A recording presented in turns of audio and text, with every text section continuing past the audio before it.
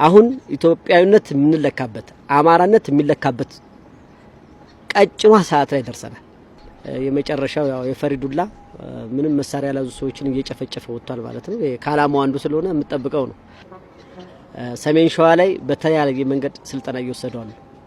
ስልጠናውን የሚወስዱት ለመቼ እንደሆነ አይገባኝም። መድረክ ላይ ተዋል። የደቡብ ወሎ ህዝብ የወልዲያን ጥሪ ተከትሎ ብሄር ኖሮ ወልዲያ እዚህ ደረጃ ባልደረሰች። አደራ የምለው በቃ የምሰል ስልጠና መውሰድ የለብንም። የእውነት ስልጠና መውሰድ አለብን። ለፊት ያለው አማራ ነው። አማራ ምናልባት ካለው ታሪክ የመጨረሻ የውርደቱ ታሪክ የሆነበት ከኤድናሞን ጀምረህ እታቻ ቦሌ ሁለተኛው ለጋ ብትሄድ የማን ቤተሰብና እነማን እንደሆኑ የነማን ህንጻ እንደሆነ ይታወቃል። አትወስን አይባልም። ስልጣን ከተሰጠ ትወስናለህ፣ ትጠየቃለህ። ኦሮሞ ትናንት የተፈጠረ ይመስል ኦሮሞ ተፈጥሮ ኦሮሞ ውስጥ ኖሮ ኦሮሞ ውስጥ አድርጎ ለኦሮሞ ታገልኩ ሲል ቆይቶ አሁን የኦሮሞ ብቸኛ ጠበቃ መሆን ይፈልጋል። መጣብኝ ነው የሚልህ ወይስ መጣልኝ ነው የሚልህ? ሚናችን ማወቅ አለብን። በቃ ያንተ ሚና አንድ ቀን አማራ ያለቅሳል፣ አንድ ቀን ኦሮሞ፣ አንድ ቀን ትግሬ፣ አንድ ቀን ወላይታ፣ አንድ ቀን ጉራጌ፣ ይሄን እያስማማ ኢትዮጵያዊነት እንዳይፈርስ አድርገህ ብልጽግና እንዲመጣና ሰዎች በሐሳብ ልዕልና እንዲቆሙ ማድረግ መቻል አለብኝ። የዚህ ዘመን መሪ ነኝ ብለህ ማሰብ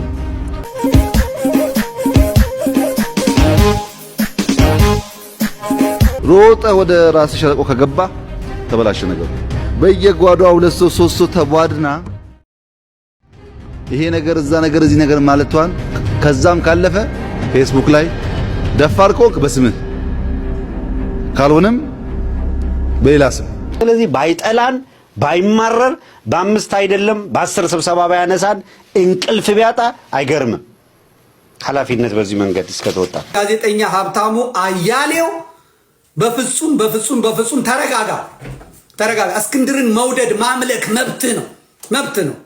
ሁላችንም እስክንድር እንወደዋለን፣ እናከብረዋለን። ነገር ግን እስክንድርን መርጦ መሪ ነው ብሎ መጫን ያለበት ህዝቡ እታች ያለው ፋኖ የሚዋጋው እንጂ አንተ አይደለም። ስለዚህ ከፋኖ ትግልም እዚህ እንደዚህ አታድርግ። በቃ የሚሉህን ስማ። የጋዜጠኝነት ነገርን ስራ። እንዴት ሰው በፖለቲካ አቋም ጋዜጠኛ ሆኖ ይቀጥላል? ይሄ ትክክል አይደለም። በስሱ ነው ዛሬ የምነካው። መጀመሪያ ዝም ብሎ የጉልበት ስራ ላይ ትገባለህ። ከዛ እድሜ ከፍ ሲል የፖለቲካ ፓርቲ ውስጥ እየገባ በዛ እያል አጠራቅመ ከዛ ያለውን ቦጭቀ መሄድ ይሄ ትክክል አይደለም። በቃ ማህበራትም ሲቋቋሙ በአሜሪካ ህግ መሰረት የተመሰረቱ መሆን አለባቸው። ህጋዊ መሆን መቻል አለበት። መጠየቅ መቻል አለባቸው። ገንዘቡን የሰጠ ሰው ገንዘቤ የት ደረሰ ብሎ መጠየቅ አለበት። ተራ ሽፍታ በየቦታው እያስቆመ የሚዘርፍ የሊጥ ሌባ ብለህ የማይቻልበት ምክንያት የለም። የውጭ እርዳታ መጣ አልመጣ 1 ሚሊዮን ብር 1 ሚሊዮን ዶላር ቁም ነገር ሆና ነው እንደዚህ መከራ የምታዩባት። ይሄ ትክክል አይደለም። ይሄን በውስጥ ጨርሱት። እንደዚህ ወደ አደባባይ አትምጣ። ሂድ ከዚህ ወደ አደባባይ አትምጣ። የአማራ ትግል ነጭ ወረቀት ነው። ውጭ ወጥተህ ትታገላለህ። የቀጠለ የበረታ ይሄዳል። ያልፈለገ ደግሞ እንትን ይላል። በስሱ ነው የምነካው። በስሱ ነው። ቢያንስ የኢትዮ 360 ሰው እያጣ መሆኑን ማወቅ አለብን። ኢትዮ 360 ማለት ተቋም ነው። ሀብታሙ አያሌው አይደለም። ብሩክ ይባስ አይደለም። ኢየሩሳሌም አይደለችም። ጎበና ወይም ልዩ አይደለችም። ኢትዮ 360 ማለት በቃ ተቋም ነው። ግለሰብ አምባገነንነት ስር ወድቀው የሚያደቁ እነሱ ደቀው የሚያደቁ መሆን የለባቸው። ኢትዮ 360 የሀብታሙ አያሌው የከሌ መባል የለበትም።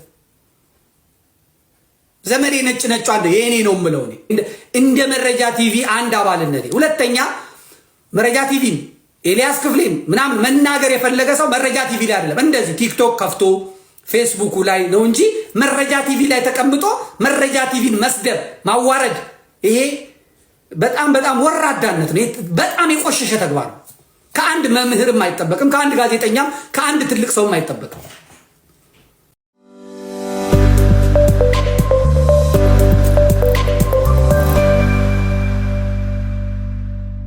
እያሉ ነው። ጥያቄዎች እየመጡ ነው። እነዛን ጥያቄዎች እየሰማሁ እያየው ነው።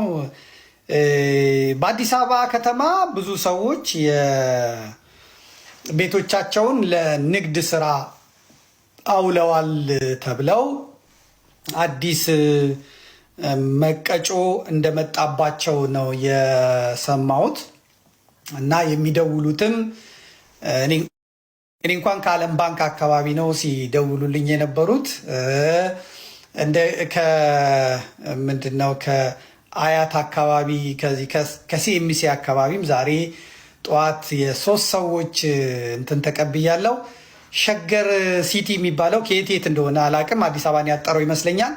ከሸገር ሲቲም ነው ብለው የደወሉ ሰዎች አሉ እና የጭንቅ ውስጥ እንደገቡ ነው እያወሩ ያሉት። በተለይ ከሸገር ሲቲ አካባቢ የደወሉት ወደ 100 አካባቢ የሚሆኑ ሰዎች ስብሰባ ተጠርተው ሄደው ነበረ፣ አነጋግረዋቸዋል።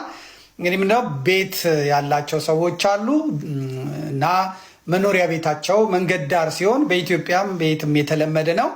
ያንን መኖሪያ ቤት ወደ ንግድ ድርጅት ይለውጡታል። አንዳንዶቹ ወደ ሆቴል፣ አንዳንዶቹ ወደ ሰቀጥ ሱቅ፣ አንዳንዶቹ ደግሞ ቤቱን ይሰሩና ግንቡን አጥሩን ተከትሎ እንደ ሰርቪስ ቤት በመስራት ከፋፍለው ሱቅ ያደርጉና በዛ ይተዳደራሉ ማለት ነው።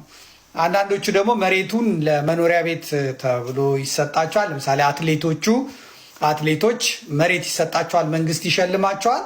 ከዛ ያንን መንግስት የሸለማቸውን ደግሞ እነሱ ሌላ ቤትም መሬትም ሊኖራቸው ስለሚችል ያንን መሬት ሽጠው ትሄዳሉ። ከዛ ያን መሬት ደግሞ ግለሰቦች ይገዙታል፣ ህንፃ ይሰሩበታል፣ ህንፃ ያቆሙበታል። ለቢሮም ለንግድ ድርጅትም ሆቴልም ሊሆን ይችላል ያከራዩታል። አሁን ግን ጣጣ እንደመጣባቸው ነው የሚናገሩት። በ3 ቀን በ4 ቀን ውስጥ እንድትመጡ ተብለዋል። ቤቱ የተፈቀደው ለመኖሪያ ቤት ነው፣ እናንተ ግን ወደ ንግድ ድርጅት ቀይራችሁታል። እስከ 20 ሚሊዮን ብር 30 ሚሊዮን ብር ትከፍላላችሁ ብሏቸዋል። መክፈል አንችልም፣ ቤቱን ግን ንግድ እንዲያቆም እናደርገዋለን ሲባል ደግሞ ከፍላችሁ ነው የምትቀይሩት የሚል ነገር መጥቷል ነው የሚሉት።